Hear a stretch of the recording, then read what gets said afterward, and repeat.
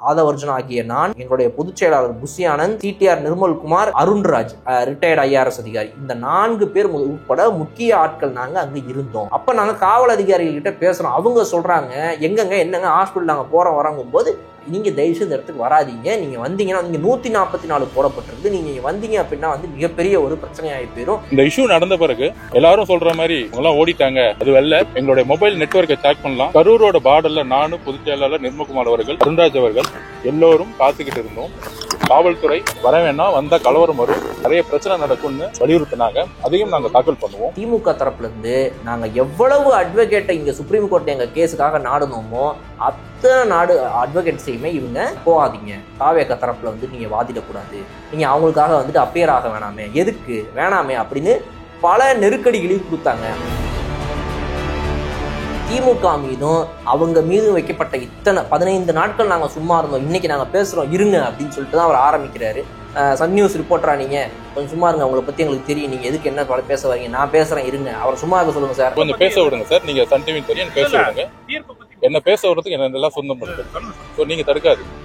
எங்களுக்கு 15 நாள் நாங்க பேசாம இருக்கிறோம், நாங்க உண்மையை சொல்லணும். ஒரு கட்சியாக தாவேக வந்துட்டு இந்த இடத்துல என்ன பண்ண போகுதுங்கிறத ஒரு ஸ்ட்ராங் பாயிண்ட் எடுத்து வச்சிருக்கிறாரு. 41 குடும்பங்களையும் தத்தெடுப்பதாக எங்களின் தலைவர் விஜய் அவர்கள் சொல்லியிருக்கிறார். 41 எங்களுடைய குடும்ப உறவுகளுக்கு ஒரு நீதி கிடைக்கணும், ஜஸ்டிஸ் வேணும். 5வது நாள் தலைவர் எங்க கிட்ட எல்லாரையும் பார்த்து சொன்ன, நம்ம இந்த குடும்பத்தை எல்லாத்தையும் நம்ம வந்து நான் பர்சனலா தத்தெடுக்க போறேன், நம்ம வாழ்க்கை முழுசும் நான் வந்து உங்களுக்கு பயணிக்க போறேன்.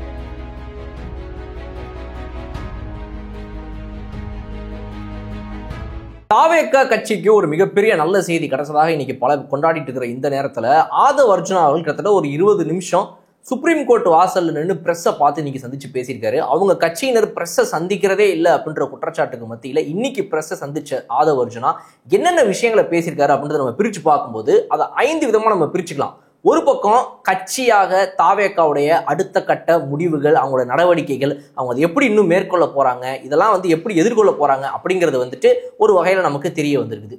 இன்னொரு பக்கம் திமுகங்கிற கட்சிக்கு அகெயின்ஸ்டா அவங்களுடைய முக்கிய குற்றச்சாட்டுகளை வைக்கிறாங்க. அதுவும் ஆளும் கட்சியாக இருக்கக்கூடிய திமுகவின் அரசு மீதான குற்றச்சாட்டுகளையும் எடுத்து வைக்கிறாங்க. அதை ஒரு பாகமா நம்ம பார்க்குறோம், என்னென்ன குற்றச்சாட்டுகளை இவங்க நேரடியாக தாக்குதலாக எடுத்து வைக்கிறாங்க அப்படிங்கிறது. மூன்றாவது விஷயம் பார்த்தோம் அப்படின்னா, சுப்ரீம் கோர்ட்ல நாங்கள் என்னென்ன விஷயங்களை கேட்டிருக்கோம், இன்னைக்கு என்னென்னலாம் கிடைச்சிருந்துருக்குது அப்படிங்கிற இந்த கரூர் துயர சம்பவத்தின் பற்றின விஷயங்களை பேசுறாங்க. இன்னொரு புறம் பார்த்தோம் அப்படின்னா, தாவேக கட்சியுடைய ஒரு ஒரு முக்கிய நபராக இருக்கக்கூடிய ஆதவர்ஜுனா இன்னைக்கு நான் மனதிலிருந்து பேசுறேன்ற மாதிரி ஒரு விஷயங்களை தான் பேசியிருக்காரு. அவர் பேசிய வார்த்தைகள், சொற்கள் பயன்படுத்தியது, இது எல்லாத்தையும் பார்க்கும்போது வந்துட்டு எங்கேயுமே வந்து ரொம்ப அரசியல் படுத்தி பார்க்கணும் அப்படிங்கிற மாதிரி இல்லாம சில விஷயங்கள்லாம் பார்த்தோம் அப்படின்னா வந்து அவர் உளமாற அவர் என்ன ஃபீல் பண்றாரு அப்படிங்கிறத வந்துட்டு சொல்லக்கூடிய வார்த்தைகளாக தான் அது வந்து பிரதிபலிச்சிருக்குது. அந்த விஷயங்கள் உட்பட இது எல்லாத்தையும் நம்ம பார்க்க போறோம். கலர் கண்ணாடி வாய்ஸ் நேயர்களுக்கு வணக்கம். முதல்ல நம்ம பார்க்க போறது என்ன அப்படின்னா, அவங்க மேல வைக்கக்கூடிய குற்றச்சாட்டுகள், இத்தனை நாளா அவங்க மேல இருந்த அந்த 2 முக்கிய குற்றச்சாட்டுகளுக்கு இன்னைக்கு அவர் சொல்லியிருக்கிற பதில். இது எல்லாமே ஒரு தாமதமான பிரஸ் மீட்டு. இதே பிரஸ் மீட்டை இன்னைக்கு சொல்ற இந்த விஷயங்களை அக்டோபர் 13ஆம் தேதி இன்னைக்கு சொல்லாம, அதை ஏன் சார் நீங்க ஒரு செப்டம்பர் 27 நடந்த சம்பவத்துக்கு ஒரு நாள் கழிச்சோ 2 நாள் கழிச்சோ பிரஸ் சந்திச்சு பேசிருக்க கூடாது? ஏன் அட்லீஸ்ட் ஒரு அக்டோபர் 1ஆம் தேதியாவது பேசியிருந்திருக்க கூடாதா? இத்தனை நாட்கள் ஏன் ஒரு கேப் அப்படிங்கிற கேள்வியை நம்மளும் இந்த இடத்துல எடுத்து வைக்கிறோம். ஆனா அதுக்கும் அவருடைய பதில்களை அதுக்குள்ளேயே அவர் சொல்லியிருக்காரு, ஏன் இத்தனை நாளா நாங்க சந்திக்கல அப்படிங்கிறது. அது வந்து அந்த பதில் ஏற்புடையதா இல்லையா அப்படின்றத முடிவெடுக்கிற முடிவை வந்துட்டு நான் மக்கள்கிட்ட விட்டுறேன். பட் அவர் எந்தெந்த முக்கியமான குற்றச்சாட்டுகளுக்கு பதிலடியை கொடுக்குறாங்க அப்படின்றதான் நம்ம இதுல முதல்ல பார்க்குறோம். 2 முக்கிய குற்றச்சாட்டுகள் தாவேக மீது வைக்கப்பட்டது. 1, கரூர் மாவட்டத்தில் அப்படிப்பட்ட ஒரு துயர சம்பவம் அவங்களுடைய கட்சி கூட்டத்தில் நடந்தப்ப அதை கொஞ்சம் கூட கண்டு கொள்ளாம விஜய் அவர்களும் பறந்து போயிட்டாரு, 2ஆம் கட்ட தலைவர்களும் அங்கிருந்து கலண்டுக்கிட்டு ஓடிட்டாங்க, யாருமே வரலன்னு இன்னைக்கு வரைக்கும் குற்றச்சாட்டுகள் வைக்கப்பட்டுச்சு. நம்மளும் இந்த கேள்வியை எழுப்பியிருந்தோம். கடைசியா ஒரு வீடியோவும் போட்டிருந்தோம், ஐயா தாவேகாவினரே தயவு செய்து பதில சொல்லுங்க, உண்மையாவே நீங்க தான் வந்துட்டு அங்கிருந்து ஓடிப்பிட்டீங்களா, இல்ல வந்துட்டு நீங்க உங்களுடைய கட்சியினர் வந்துட்டு வெளியே அப்புறம் அங்கங்க பேசுவதற்கு போல உங்களை வந்துட்டு இவங்க அந்த கரூர் மாவட்ட காவல் அதிகாரிகள் வந்து உள்ள விடலை, நீங்க வரக்கூடாதுன்னு உங்களை வந்துட்டு அனுப்பிட்டாங்களா, உண்மையை வந்துட்டு யாராவது அந்த தலைமை பொறுப்புல இருக்கிறவங்க வந்து பேசுங்கன்னு நம்ம கேட்டிருந்தோம்.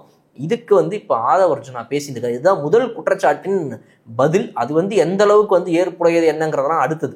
அவருடைய பதில் அவர் என்ன சொல்றாரு அப்படின்னா, அதுவும் ஆதாரங்களோட நாங்க நிரூபிக்கிறோம், நாங்க வந்து சுப்ரீம் கோர்ட்ல இதை வந்து தாக்கல் பண்ணுவோம் அப்படின்னு சொல்றாரு. என்னன்னா, கரூரை விட்டு ஓடி போகலை, நாங்கள் வந்து கரூர் மாவட்டத்தில் அந்த இடத்துல இப்படி ஒரு சம்பவம், நாங்கள் வழக்கம் போல எப்பவும் கிளம்புற மாதிரி அந்த இடத்துல இருந்து நாங்கள் கரூர் விட்டு கிளம்பிட்டோம். அது வரைக்கும் எங்களுக்கு வந்து ஒரு மிகப்பெரிய இவ்வளோ பெரிய துயர சம்பவம் நடக்குதுங்கிறதுலாம் எங்களுக்கு தெரியாது.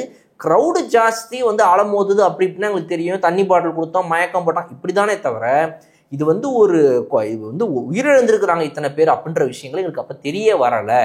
நாங்கள் வந்து அங்கேருந்து அப்படியே போகும்போது கரூருடைய எல்லையிலேயே வந்து நாங்கள் நிறுத்திட்டு இந்த ஊரை விட்டு நாங்கள் போகலை. நாங்கள் அங்கேயே வந்து கிட்டத்தட்ட நின்று பேசுகிறோம். யார் யார்? ஆதவர்ஜுனா ஆகிய நான், எங்களுடைய பொதுச் செயலாளர் புஷி ஆனந்த், சிடிஆர் நிர்மல்குமார், அப்புறம் அருண்ராஜ் ரிட்டையர்டு ஐஆர்எஸ் அதிகாரி, இந்த 4 பேர் உட்பட முக்கிய ஆட்கள் நாங்கள் அங்கே இருந்தோம். அப்போ நாங்கள் காவல் அதிகாரிகள்கிட்ட பேசுகிறோம். அவங்க சொல்கிறாங்க, எங்கங்க என்னங்க ஹாஸ்பிட்டல் நாங்கள் போகிறோம் வரோங்கும்போது, நீங்கள் தயவுசெய்து இந்த இடத்துக்கு வராதிங்க, நீங்கள் வந்தீங்கன்னா நீங்கள் 144 போடப்பட்டிருக்குது, நீங்கள் இங்கே வந்தீங்க அப்படின்னா வந்து மிகப்பெரிய ஒரு பிரச்சனையாகி போயிடும், கலவரம் ஆயிரும், எங்களால் அதை சமாளிக்க முடியாதுங்கிற மாதிரி சில வார்த்தைகளை சொல்லி அவங்க சொன்னதாக வந்துட்டு இப்போ ஆதவர்ஜுனா சொல்கிறார்.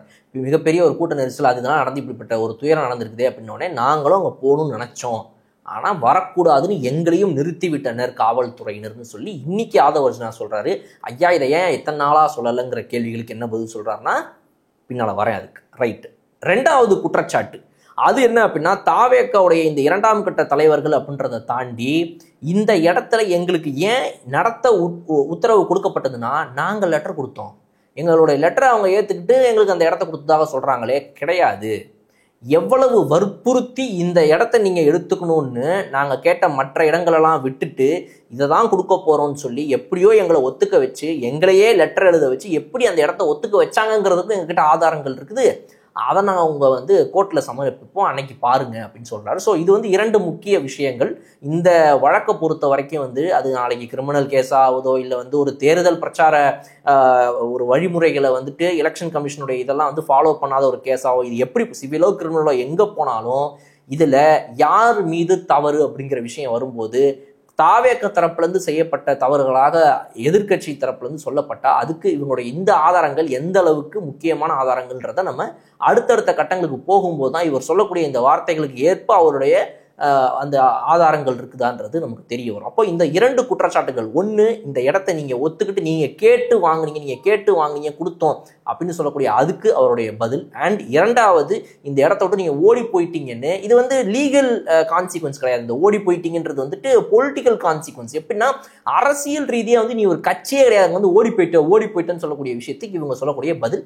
அந்த ஆதாரங்கள் எவ்வளவு வந்துட்டு வலுவான ஆதாரங்களாக இருக்குதுங்கிறத நம்ம அடுத்தடுத்த கட்டங்களில் பார்க்க முடியும். அப்போ நெக்ஸ்ட் விஷயம், அதிமுகவை எப்படி வந்து இவங்க தாக்குறாங்க அப்படிங்கிறது 2வது முக்கியமான விஷயம்.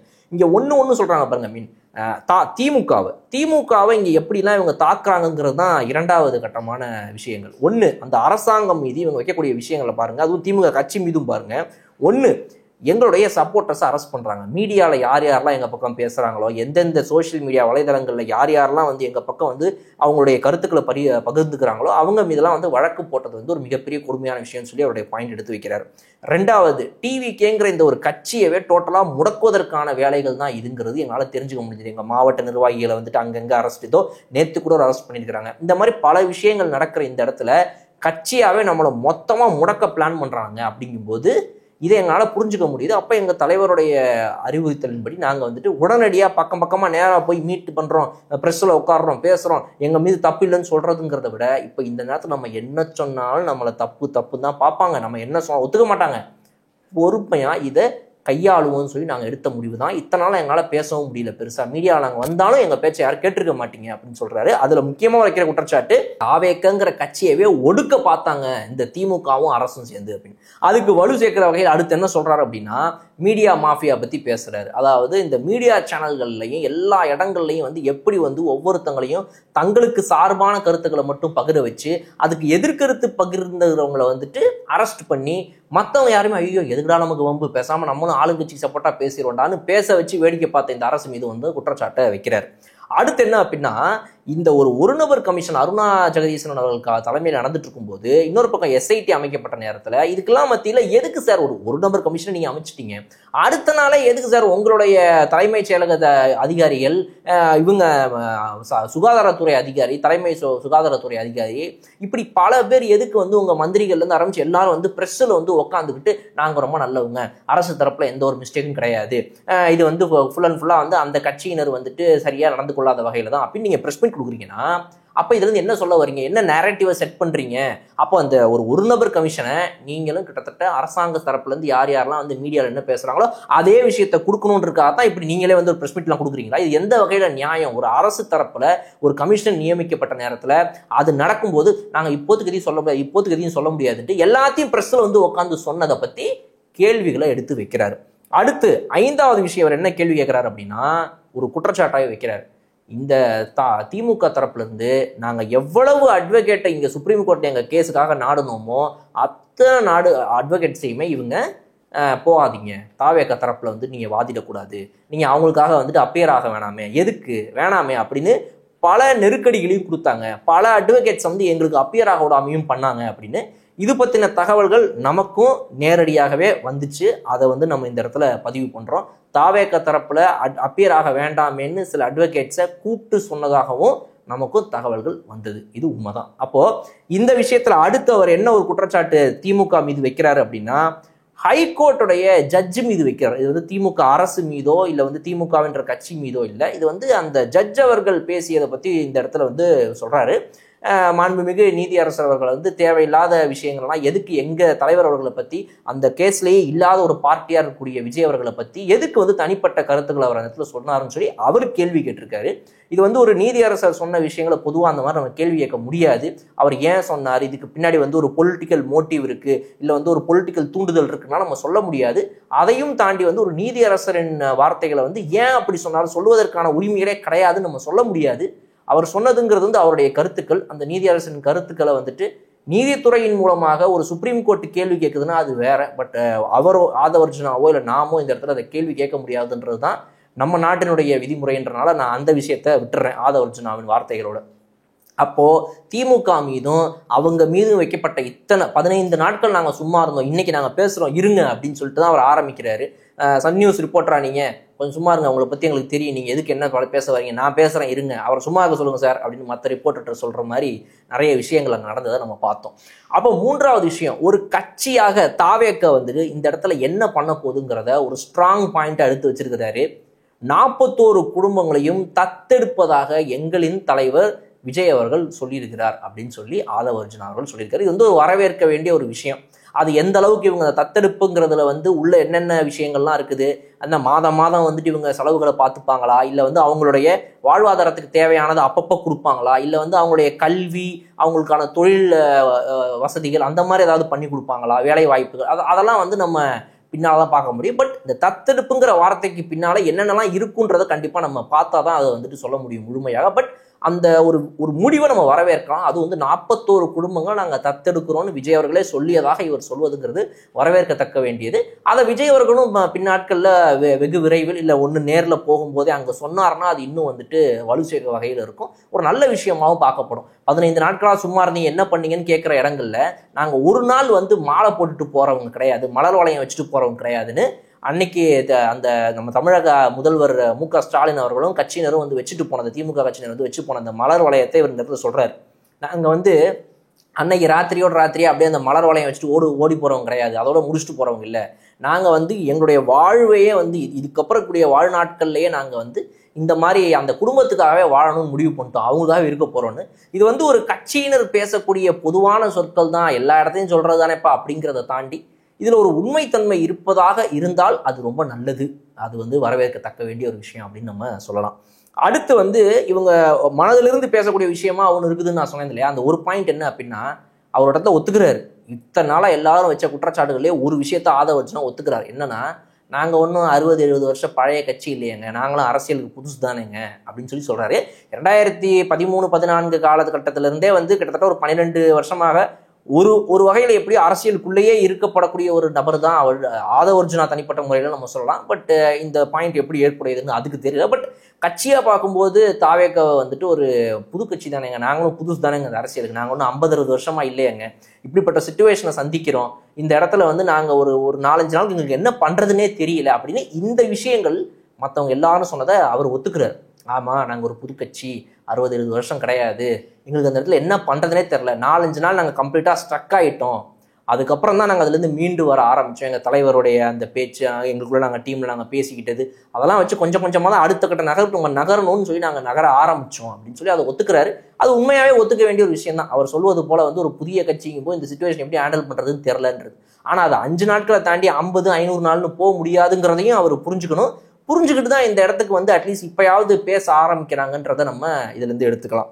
அப்போ கடைசியாக ஒரு விஷயம் என்ன அப்படின்னா, தாவேக்கங்கிற ஒரு கட்சி இந்த விஷயத்தை எப்படி அணுக போகுதுங்கிற எல்லாருடைய கேள்விக்கு ஒரு பதில் என்னன்னா, நாங்கள் சட்ட ரீதியாக இது அணுக போகிறோம் ஒரு பக்கங்கிறத ரொம்ப ஸ்ட்ராங்காக எடுத்து வச்சுட்டு இருக்கிறாங்க. இன்னொரு பக்கம் ஒரு கட்சியாக நாங்கள் இந்த அரசியலை விட்டு ஓட போகிறது இல்லை, நாங்கள் ஸ்ட்ராங்காக நிற்க போகிறோம் அப்படிங்கிறத அவங்க சொல்கிறாங்க. அதுக்கு பின்னணியில் வந்துட்டு எல்லாரும் சொல்வது போல வந்து இப்போ இந்த பாஜகவுடைய மிகப்பெரிய சப்போர்ட் இருக்குது, அதிமுகவோட சப்போர்ட் இருக்குது, அதனால இவங்க இன்னும் ஸ்ட்ராங்காக இருக்காங்களா, இல்லை உண்மையாகவே தனிப்பட்டு ஒரு கட்சியாகவே வந்துட்டு நாங்கள் திமுகவுடைய இந்த ஒடுக்குமுறை அரசியல், அதாவது வந்து மீடியாக்களை விலைக்கு வாங்கி எங்களுக்கு அகெயின்ஸ்டாக மட்டும் பேச வைக்கிறது, எங்களுக்கு சப்போர்ட் பண்ணி பேசுகிறவங்களை அரெஸ்ட் பண்ணுறது அப்படின்னு இன்னுமே அந்த பாயிண்ட்ஸ் எல்லாம் ரொம்ப ஸ்ட்ராங்காக வந்து ஒரு ப்ரெஸ் மீடியாவில் பேசக்கூடிய நபராக ஆதவ் அர்ஜுனாவை பார்க்கும்போதும் ஒரு கட்சியாக பார்க்கும்போதும் அவங்க தொடர்ந்து இந்த அரசியலில் 2026 எலெக்ஷனை தொடர்ந்து இன்னும் வலுவாக இன்னும் ஸ்ட்ராங்காக விஜய் அவர்கள் அவருடைய வீடியோவில் பேசுனது போல வருவாங்கன்றதை நம்மளால இதுலேருந்து புரிஞ்சுக்க முடியுது.